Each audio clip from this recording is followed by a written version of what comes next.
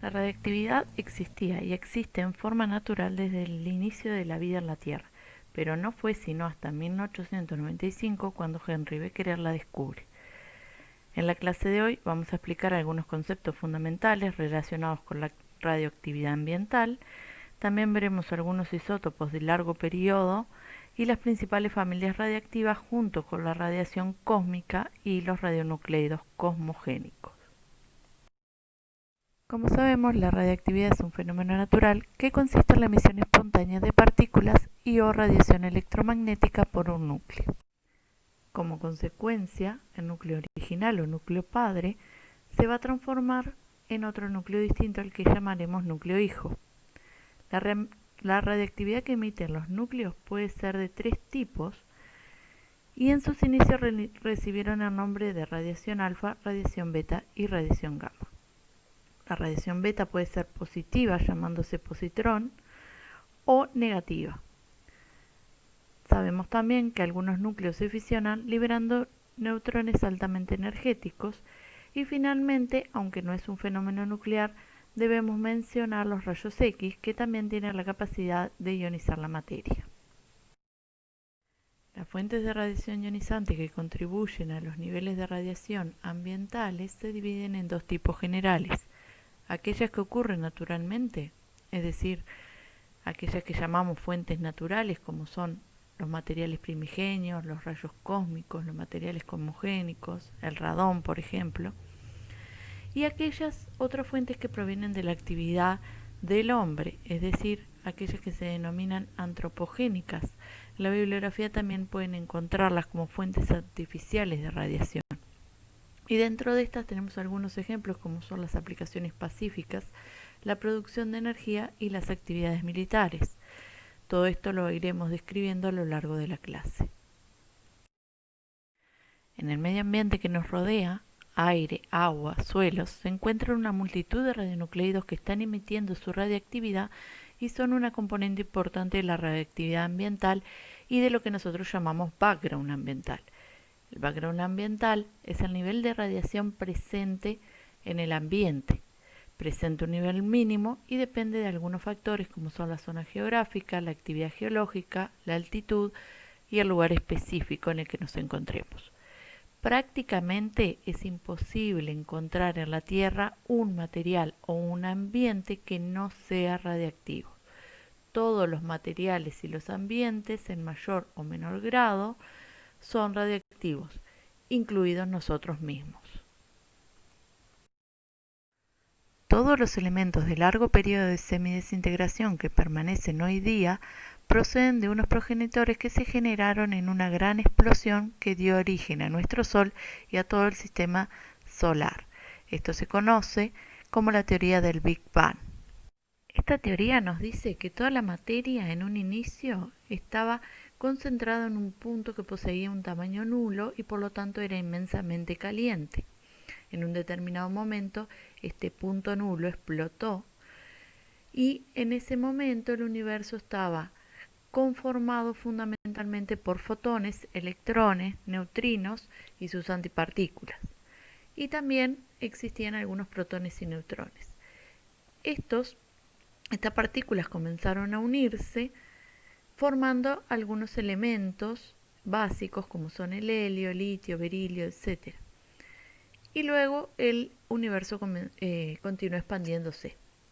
La mayoría de los radionucleidos que se formaron con la explosión han desaparecido, pero hay algunos de largas familias, o sea, de series radiactivas que todavía no han llegado a extinguirse y se conocen actualmente como elementos primigenios. Dentro de los elementos primigenios existen algunos radionucleidos que tienen especial relevancia ya que se encuentran uniformemente distribuidos por todo el planeta. Algunos de estos isótopos se tratan del uranio 235, el uranio 238 y el torio 232, que originan las tres familias radiactivas existentes, y el potasio 40, que forma parte de la sal del agua marina y de todos los seres vivos. El uranio natural actual es una mezcla de dos isótopos, el uranio 235 con una abundancia menor al 1% y el uranio 238. Ambos originan las familias radiactivas que se detallan en la figura. A pesar de su escasa abundancia, el uranio 235 es un elemento fisible y por lo tanto su elevada importancia. En el organismo, el uranio se concentra principalmente en el cerebro y en el corazón, y su cantidad total variará de un individuo a otro según la composición del suelo y los fertilizantes utilizados en la producción de los alimentos agrícolas que las personas consumen. Dada su escasa abundancia, el uranio 235 y sus descendientes juegan un papel poco importante en la radiactividad natural comparado con el papel que juegan el uranio 238 y sus descendientes. Dentro de la familia del uranio 238 se encuentra el radio 226, descubierto por el matrimonio Curie y su hijo el radón 222. Previo a la era de la energía nuclear, el uranio era extraído sobre todo para la producción de radio, que era utilizado en medicina e investigación científica. El radio se encuentra distribuido sobre todo en las rocas, suelos y aguas de cualquier origen. Es químicamente similar al calcio, por lo que es absorbido por las plantas y transferido al organismo humano y animal a través de la cadena alimentaria. El torio natural es un isótopo único, el torio 232. Si bien se conocen otros isótopos radiactivos del torio, son de periodo de semidesintegración muy corto y muy poco abundantes en la naturaleza. Es un elemento de comportamiento geológico y distribución muy similar a la del uranio, aunque es mucho más abundante. El torio, si bien no es un elemento fisible, a partir de él, por bombardeo de neutrones, se puede producir el uranio 233, que es un excelente combustible nuclear. Incluso hoy en día existen reactores nucleares basados en combustibles procedentes del torio que no producen transuránidos y por lo tanto son mucho más limpios y menos peligrosos. Entre los descendientes del torio se encuentra el radio 224 y su hijo el radón 220, conocido como torón. Hasta hace unos pocos años atrás, el radón 220 no era tenido en cuenta en la radiactividad ambiental por su corto periodo de semidesintegración, lo que hace que su difusión desde el punto de vista de la producción sea muy pequeño. Pero, dado que el torio tiene una abundancia muy importante en la naturaleza, actualmente se está considerando la producción del torón, ya que en determinadas circunstancias puede llegar a ser peligroso, como en el caso de las minas y lugares poco ventilados. La radiación cósmica consiste fundamentalmente en un bombardeo de protones o núcleos de hidrógeno de alta energía, procedente del espacio exterior. En ella se encuentra también una cierta proporción de electrones y núcleos más pesados como el helio. Su origen es exterior al sistema solar y en su mayor parte proceden del centro de nuestra galaxia, aunque algunos de ellos pueden ser de origen extragaláctico. Se supone que se producen en las explosiones de la supernova. El Sol, en algunas ocasiones, en las llamadas erupciones solares, emite cantidades enormes de protones que llegan a la Tierra con un flujo varios órdenes de magnitud superior a la radiación cósmica primaria. Estos protones no tienen energía bastante para penetrar la atmósfera y alcanzar la superficie terrestre y normalmente quedan atrapados en el campo magnético terrestre, formando lo que se llama el cinturón exterior de Van Allen. Los protones más energéticos alcanzan la atmósfera y se acumulan en regiones muy estrechas alrededor de los polos magnéticos, produciendo las conocidas auroras boreales. Los protones de la radiación cósmica galáctica, al incidir con la alta atmósfera constituida fundamentalmente por hidrógeno y helio, producen reacciones nucleares con la formación de otros núcleos y varios piones que suelen tener altas energías y a su vez producir nuevas reacciones. Los piones son partículas inestables con una masa unas 270 veces superior a la del electrón. Eléctricamente son cargadas tanto positiva como negativamente o neutra. En la atmósfera se producen predominantemente en dirección hacia la superficie terrestre. Los piones no llegan a la superficie terrestre, pues su periodo de semidesintegración es muy corto. Muchos inducen nuevas reacciones nucleares y el resto se desintegra en muones y neutrinos. Los piones neutros se desintegran en 2 rayos gamma. Los muones son partículas cargadas muy similares al electrón y pueden tener también carga eléctrica positiva, pero con una masa unas 206 veces superior a la del electrón. Estos muones son también inestables y se desintegran en electrones y neutrinos. Muchos de los muones llegan a la superficie terrestre y producen reacciones nucleares al interaccionar con los elementos de la superficie. Producen neutrones que a su vez van a originar nuevas reacciones nucleares. Los electrones producidos en la atmósfera también son altamente energéticos y producen nuevos electrones y fotones al ionizar los átomos del aire. Estos protones y electrones formados finalmente son los llamados partículas secundarias. La radiación cósmica directa no supone un riesgo para los seres vivos en la superficie terrestre, pues el campo magnético y la atmósfera terrestre proporcionan un blindaje suficiente. Esto no ocurre así en la alta atmósfera o espacio exterior, donde se sabe que hay una dependencia de la radiación con la altura a la que se encuentran las estaciones espaciales. Por ejemplo, en un satélite colocado a 4.000 kilómetros de altura, la dosis media puede llegar a ser unas 1000 veces superior que las dosis a nivel del mar. Los vuelos de aviones entre 10 y 20 kilómetros de altura suponen también un incremento de la dosis recibida, que puede llegar más o menos a los 10 o 20 microsievert por hora de vuelo. Por lo tanto, la normativa actual en protección radiológica considera a los tripulantes de los aviones como personal profesionalmente expuesto a las radiaciones, ya que el personal de los vuelos transatlánticos puede llegar a acumular dosis anuales superiores a 1 milisievert, que es la máxima permitida para el público general. Los isótopos cosmogénicos son los nucleidos generados por reacciones nucleares dadas por la interacción de los rayos cósmicos con los materiales de la Tierra que originalmente no eran radiactivos. Presentan un tiempo de semidesintegración relativamente corto y se producen dentro de los minerales, o sea, las rocas y los sedimentos, por varias reacciones.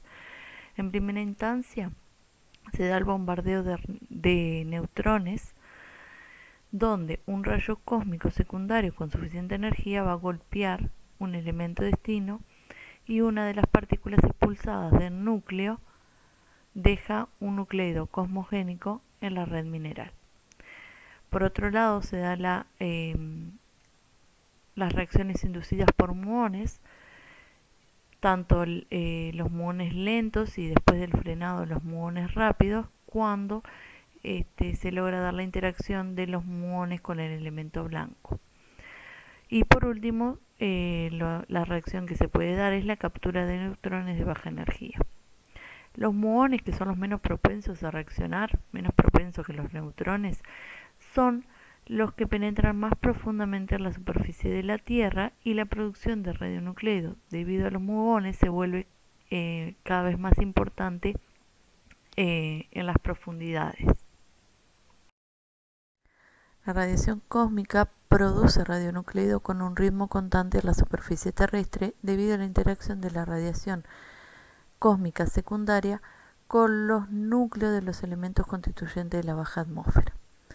Para los seres vivos, uno de los radionucleidos más importantes es el carbono 14, que se produce por interacción de neutrones térmicos con núcleos de nitrógeno, liberándose un protón, es decir, una reacción NP.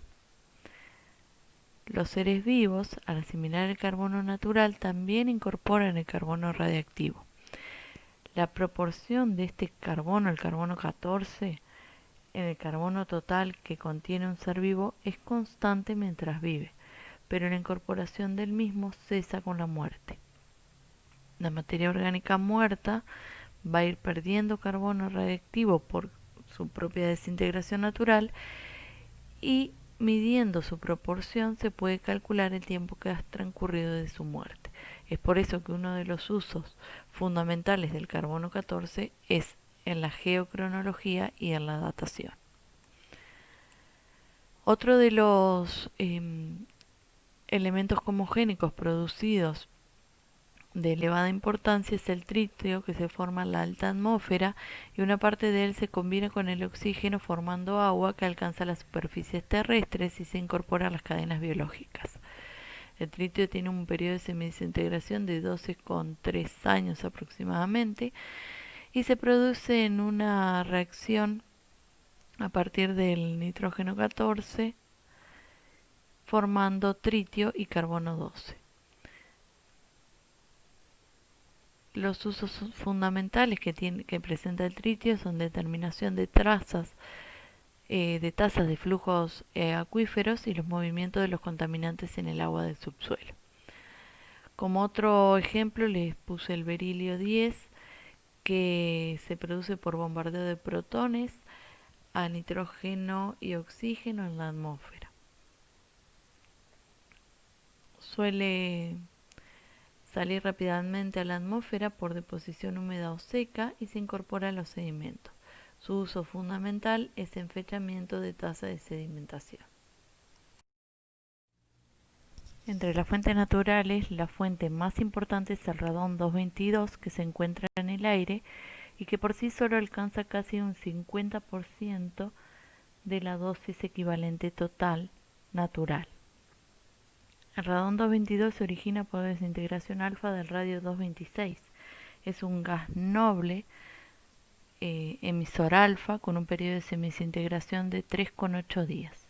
No existe un lugar en nuestro planeta donde no exista radón.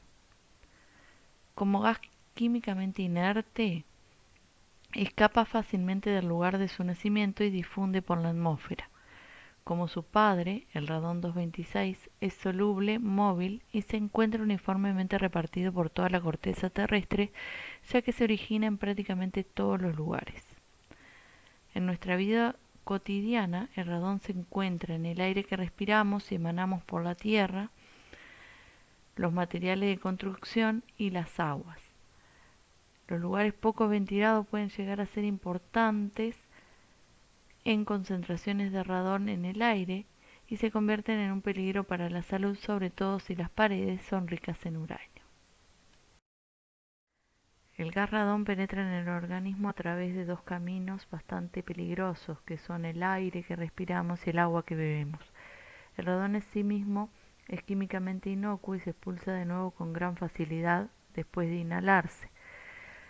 Su gran peligro radica en que su desintegración es alfa y por lo tanto muy peligrosa, y sus productos de desintegración son sólidos que se depositan en el pulmón. Dentro de los descendientes tenemos el polonio 210, que es especialmente perjudicial por ser también un emisor de partículas alfa bastante energéticas.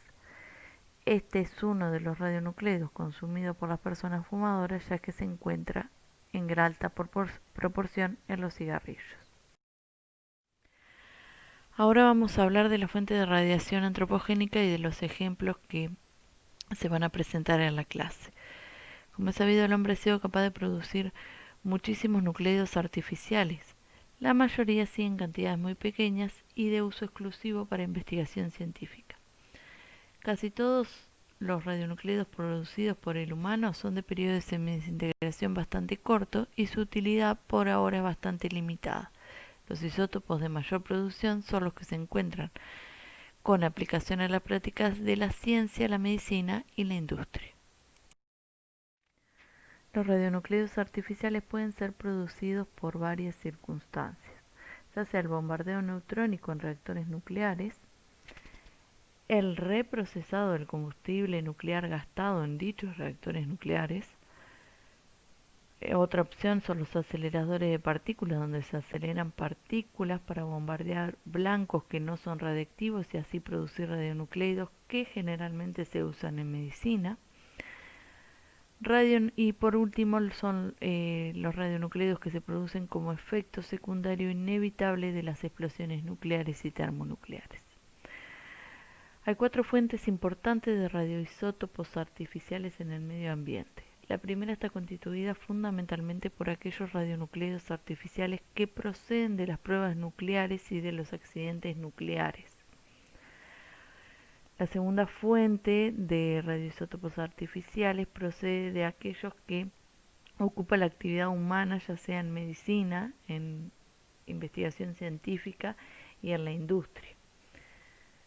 La otra fuente de elementos radiactivos artificiales se encuentra en los combustibles irradiados de las plantas nucleares y quizás esta sea la fuente mejor controlada de todas. Y como última producción de radionucleidos o fuentes de radionucleidos artificiales se encuentran aquellos que son producto de los procesos industriales, es decir, que se acumulan como parte de la producción normal de una industria. Es decir, las industrias NORM, aquellos productos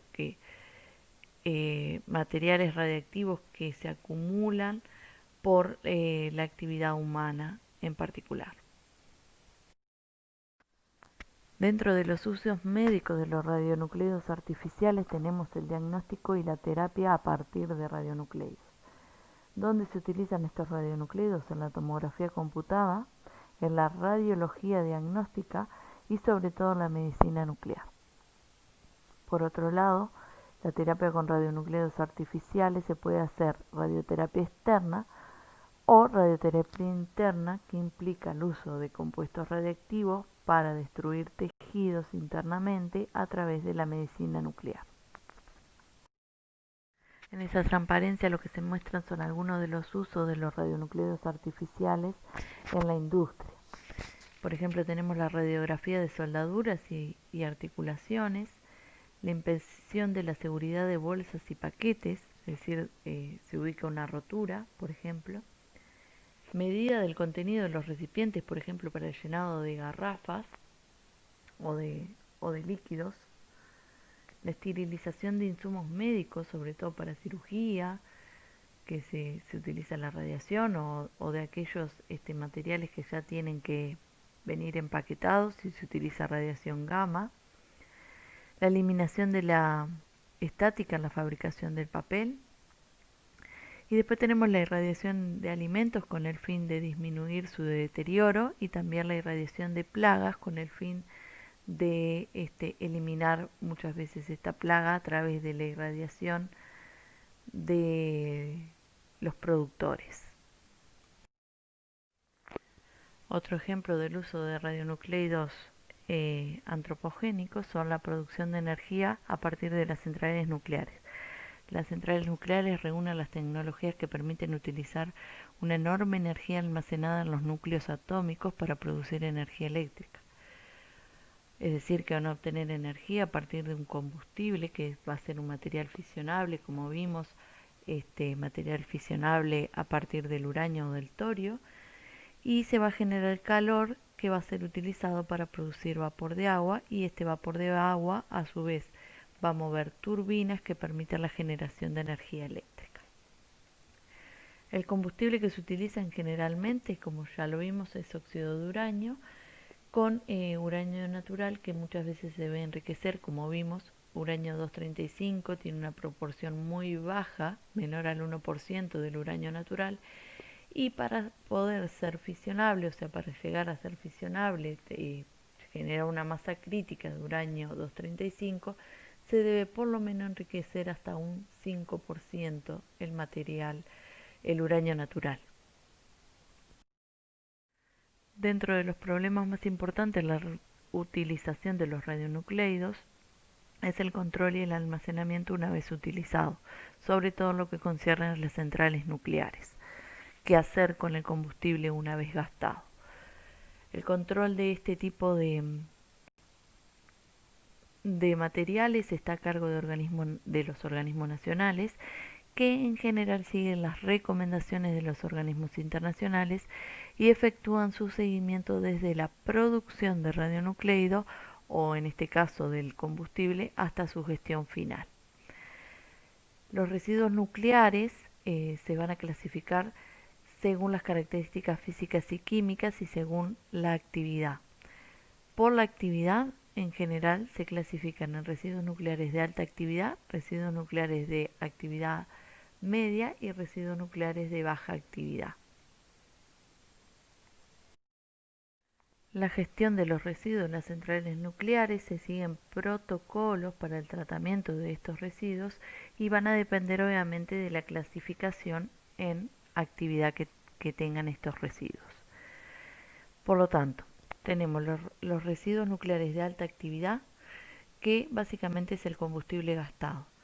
Y lo que se hace es, una vez que se ha gastado ese combustible, que la central nuclear deja de estar activa, se va a extraer del reactor para almacenarse temporalmente en una piscina de agua construida de hormigón y paredes de acero inoxidable dentro de la central nuclear. Es decir, en el mismo reactor nuclear actúa de piscina para lo que se llama el enfriamiento del material combustible.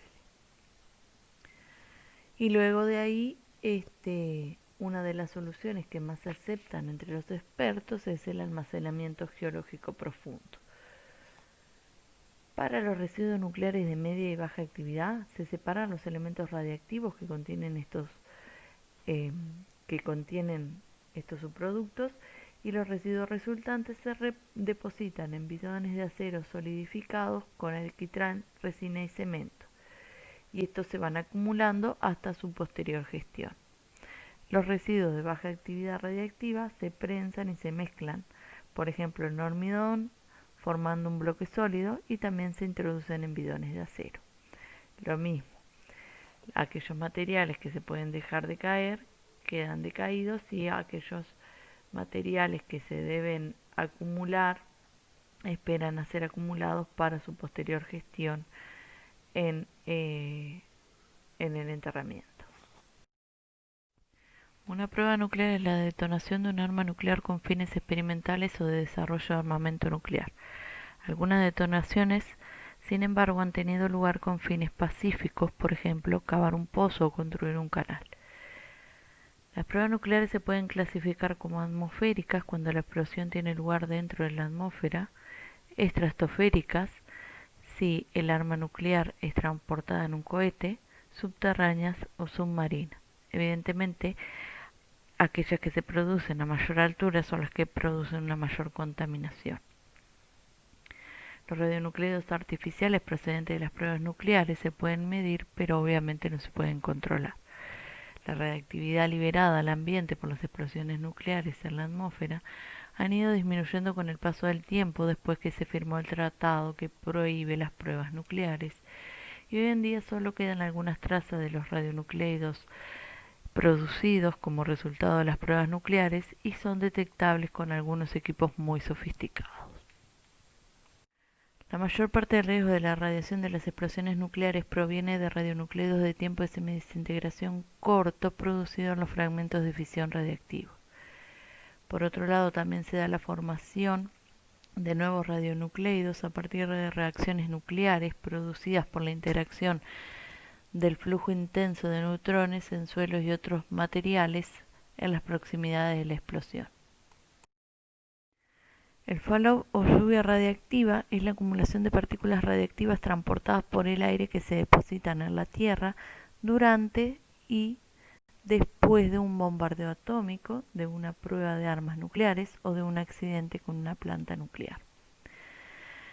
Obviamente el material radiactivo es transportado por gotas de agua presentes en la atmósfera, y como consecuencia puede ser inhalado ingresando a los pulmones, puede llegar al mar y al suelo a través de la lluvia, y puede contaminar los cultivos, la fauna marina y el agua que se bebe. Las partículas de fallout van a variar en tamaño, tienen un tamaño variable desde micras hasta algunos milímetros, y pueden viajar en gran altura en la atmósfera.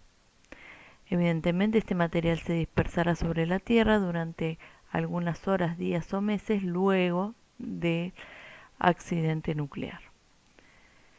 El fallout se clasifica, o la lluvia radiactiva se clasifica como en lluvia temprana, que se da una precipitación temprana, no más de 24 horas después de la explosión, o una precipitación tardía que puede ocurrir días, meses o años después.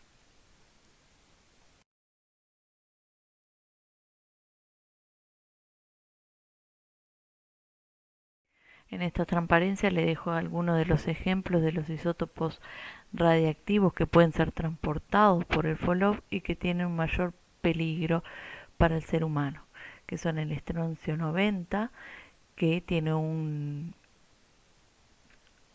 comportamiento similar al calcio y se acumula en los huesos, el tritio, el yodo 131 y el cesio 137, que es este radionucleido es uno de los que se distribuye más uniformemente en el organismo. En estas transparencias se ejemplifican las vías de incorporación de los radionucleidos ambientales en el organismo.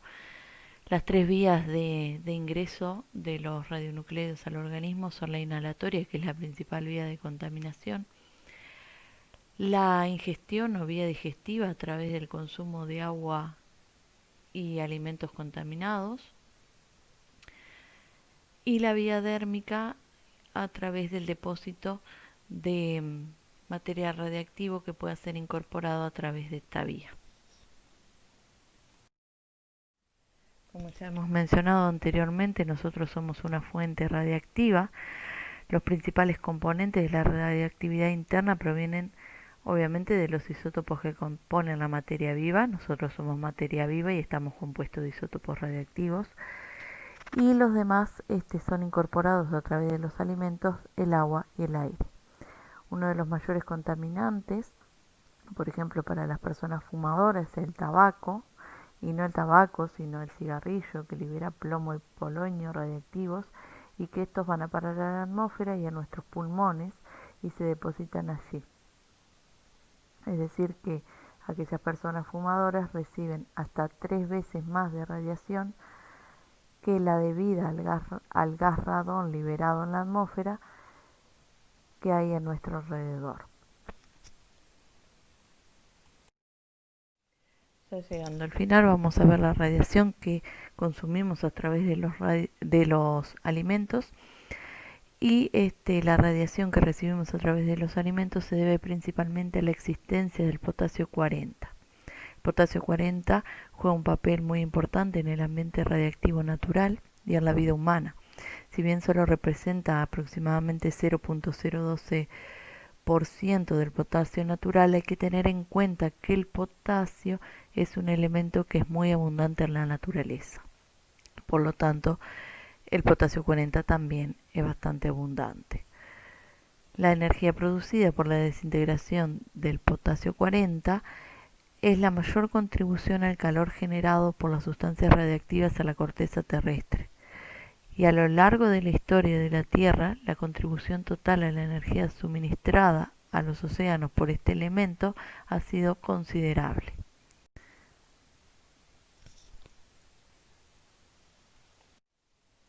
Finalmente le dejo algunos ejemplos de alimentos que contienen mayor nivel de radiación.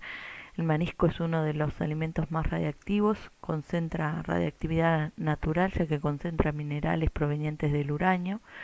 Los tubérculos también absorben el radio 226 de los sedimentos y los suelos.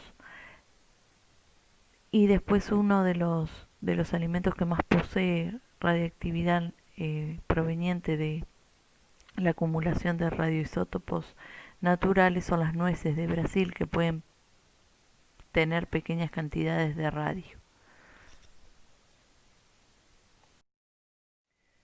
Finalmente, para terminar, como resumen de la clase, sabemos que la radiactividad es un fenómeno natural que existe prácticamente en todos los lugares de la Tierra.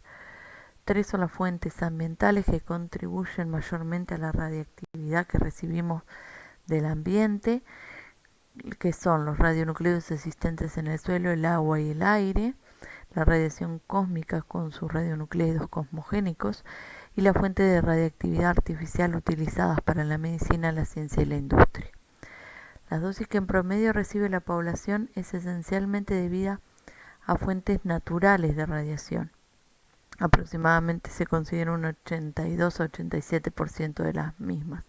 Y de las fuentes naturales, el radón es el causante de más de la mitad de las dosis.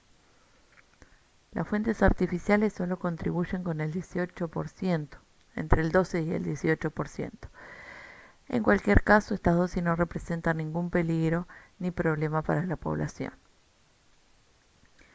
Obviamente, en un lugar concreto pueden presentarse valores significativamente distintos debido a la composición del suelo, la altitud sobre el nivel del mar, sismicidad, etc.